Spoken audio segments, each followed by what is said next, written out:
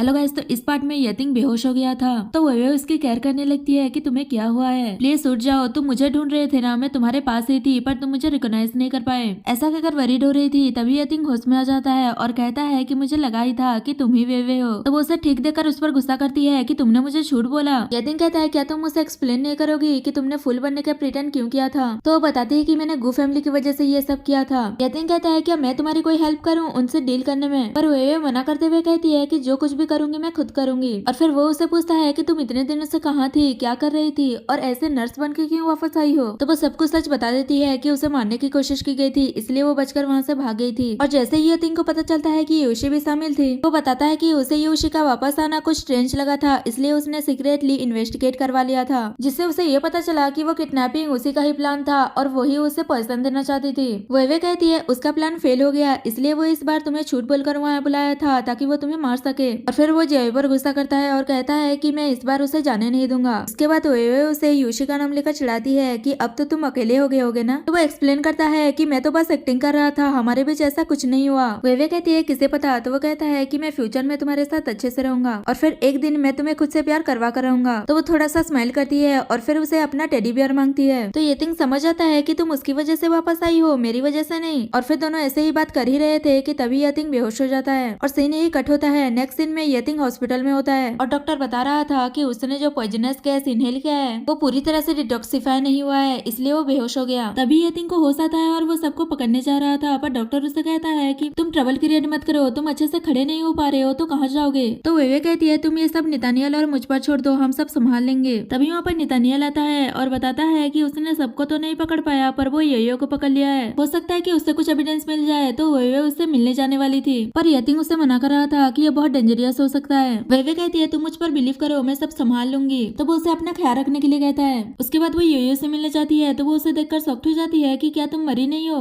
वेवे कहती है क्या तुम डर रही हो। तो वो कहती है क्यों डरूंगी, क्या तुम्हारे पास कोई एविडेंस है। वो कहती है कि मेरे पास तो नहीं है पर तुमने जो ब्रेसलेट पहना है वही प्रूफ है। योयो कहती है ये बस एक ब्रेसलेट है, ये कैसे कोई एविडेंस हो सकता है। वेवे कहती है कि ये मिस्टर फैंक प्रूफ करेंगे कि ये मेरा है क्योंकि उन्हीं ने ये मुझे दिया था। योयो झूठ बोलने लगती है कि मैंने तो इसे कहीं से उठा लिया था, ये तुम्हारा कैसे हो सकता है। और फिर वेवे बातों बातों में उससे सच निकलवा ही लेती है कि उसी ने ये सब किया है। और फिर योयो उस पर गुस्सा करने लगती है कि तुमने बस फूल बनने का प्रिटेंड किया और छोड़ने के लिए कह रही थी, पर वेवे उसकी बात नहीं सुनती और कहती है कि अब तुम्हारी मॉम डैड की बारी। उसके बाद उसकी स्टेप मॉम उससे मिलने आती है और उस पर गुस्सा कर रही थी कि तुम योयो को कैसे अरेस्ट करवा सकती हो। वेवे कहती है तुम लोग मुझे बार बार हर्ट कर सकते हो तो क्या मैं अपनी मॉम की मौत की रिवेंज भी नहीं ले सकती। पर वो उसे रिक्वेस्ट कर रही थी कि योयो इनोसेंट है, पर वो उसकी बात नहीं सुनती और उसे उसके ही हस्बैंड के खिलाफ भड़का देती है, जिससे वो उसकी बातों में भी आ जाती है। उसके बाद वे नितानियल के पास जाती है तो वो कहता है कि मुझे पहले ही समझ जाना चाहिए था कि तुम गु वेवे हो और तुमने यतिंग से किस हालत में मैरिज किया है। पर वेवे कहती है अगर तुम्हें बिजनेस की बात नहीं करनी तो मैं यहाँ से जा रही हूँ कहकर जाने लगती है। तो वो रुकता है और कहता है ठीक है हम बिजनेस की बात करते हैं। और वो दोनों बिजनेस की बात करने लगते हैं कि गु कंपनी की शेयर वैल्यू लो हो गया है तो वो लो प्राइस में खरीद लेंगे और कल ही शेयर होल्डर की बोर्ड मीटिंग रखने का प्लान करते हैं। दूसरी साइड उसकी स्टेप डैड उसके पास जितने भी पैसे हैं वो सब लेकर लंदन भागने की तैयारी कर रहा था। तभी स्टेप मॉम गुस्से में आती है और उसे कहती है कि तुम ऐसा कैसे कर सकते हो, मैं तुम्हें मार डालूंगी कहकर उस पर अटैक करती है। पर वो डैड को रोक लेते हैं और उसे रूम से भगा देते हैं। उसके बाद उन्हें पता चलता है कि बोर्ड मीटिंग हो रहा है तो वो गुस्सा कर रहे थे कि अभी किसने बोर्ड मीटिंग रख दिया और वो गुस्से में मीटिंग में जाते हैं। जैसे ही वो वहाँ पर वेवे को देखते हैं तो वो उस पर गुस्सा करने लगते हैं कि तुम यहाँ पर क्या कर रही हो और वहाँ क्यों बैठी हो, उठो वहाँ से। तभी उन्हें पता चलता है कि वो गो कंपनी की सबसे बड़ी शेयर होल्डर बन गई है। ये सुनकर तो वो शॉक्ड हो जाते हैं और उस पर और भी गुस्सा करने लगते हैं कि तुम अपनी मॉम का बदला लेने आई हो ना यहाँ पर, क्या तुम मुझे भी मारना चाहती हो। तो वो मना कर देती है और कहती है कि मैं आपको मारूंगी नहीं, पता है क्यों, मैं आपका सब कुछ छीन लूंगा उसके बाद भी आपको जिंदा रहना होगा। ये सुनकर तो उसकी तबीयत खराब होने लगती है पर वेवे को कोई फर्क नहीं पड़ता। उसके बाद वेवे हॉस्पिटल जाती है यतिंग से मिलने के लिए तो वो कहता है कि मुझे घर जाना है। वेवे पूछती है क्या तुम पूरी तरह से ठीक हो गए हो। वो ठीक तो हो गया है पर मुझे लगता है कि कुछ दिनों तक उसे हॉस्पिटल में ही रहना चाहिए ऑब्जर्वेशन के लिए। तो यतिंग कहता है अगर मैं घर में रहूंगा तो ठीक हो जाऊंगा और फिर वेवे से कहता है कि मुझे तुम्हारे साथ रहना है। वेवे कहती है हॉस्पिटल के पास में ही मेरा अपार्टमेंट है तो कुछ दिनों तक तुम वही रह लेना। उसके बाद दोनों वेवे के घर जाते हैं और वहाँ पर उसकी ग्रैंडमा भी थी तो वो यतिंग को देखकर उस पर गुस्सा करने लगती है कि तुम यहाँ क्या कर रहे हो। तभी वेवे बताती है कि इसे मेरी वजह से चोट लगी है इसलिए ये जब तक ठीक नहीं हो जाता ये यहाँ पर रहेगा क्योंकि हॉस्पिटल के पास ही हमारा घर है। और फिर यतिंग उसे ग्रैंडमा कहता है तो वो उस पर गुस्सा करती है कि कौन है तुम्हारी ग्रैंडमा, तुम्हारे पास भी तो घर है पर तुम वहाँ नहीं जा रहे हो और हमारे साथ चिपके हुए हो कहकर वो गुस्से में वहाँ से चली जाती है और यहाँ पर ये पार्ट खत्म हो जाता है।